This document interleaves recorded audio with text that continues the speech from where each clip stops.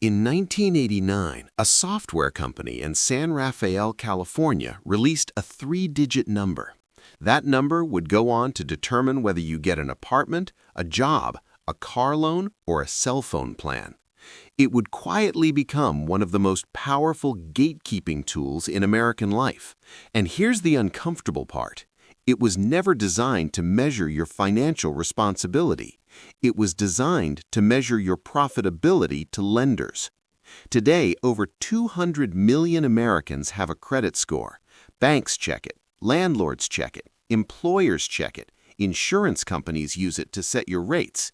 It's treated like an objective measure of who you are with money, a character reference distilled into 3 digits. But the credit score isn't neutral. It's a product built by private companies, sold to other private companies, and optimized not for your well-being, but for the lending industry's risk management. Understanding how this actually works changes how you see the entire financial system around you. The FICO score, the most widely used model, runs on 5 factors: payment history, amounts owed, length of credit history, credit mix, and new credit inquiries. Sounds reasonable. Pay your bills, keep balances low, maintain accounts over time. But look closer, and something strange emerges. The system doesn't reward people who avoid debt. It rewards people who use debt consistently, carefully, and perpetually. If you pay off your car loan early, your score can drop. If you close a credit card you've paid off, your score can drop. If you operate entirely in cash and never borrow at all, you don't get a perfect score. You get no score, and no score is treated almost as suspiciously as a bad one. The system isn't measuring financial responsibility. It's measuring your participation in the debt economy. Here's where it gets stranger. The algorithm that determines your score? Proprietary. You're being judged by a formula you're not allowed to see in full. FICO and the credit bureaus, Equifax, Experian, TransUnion, guard the exact calculations like trade secrets. So you're playing a game where the rules aren't fully disclosed, and the referees are the same companies that sell your data to lenders. Now layer this with how credit scores have expanded.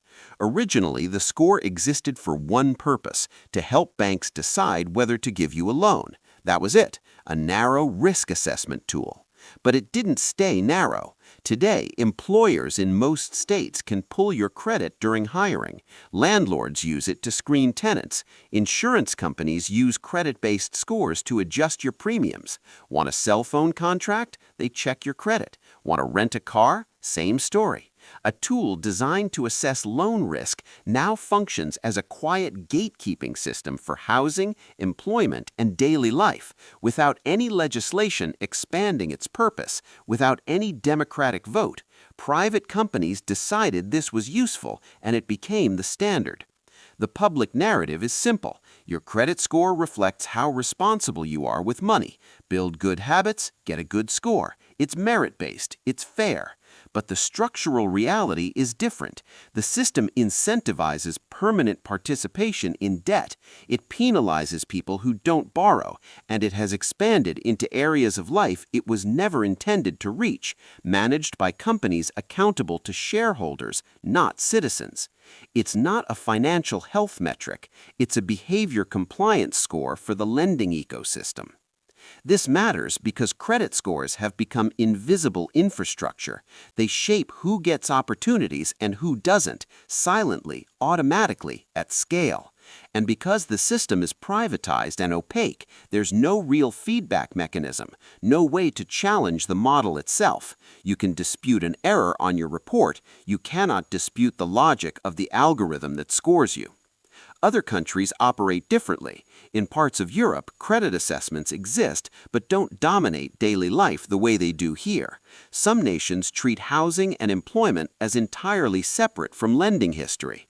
What we've built isn't inevitable. It's a choice, one made by industries, not by the public. So the next time someone tells you to build your credit, ask yourself a different question. Are you building financial stability, or are you simply training yourself to be a more reliable participant in a system designed to keep you inside it forever? The score doesn't measure who you are with money. It measures how useful you are to the people who lend it.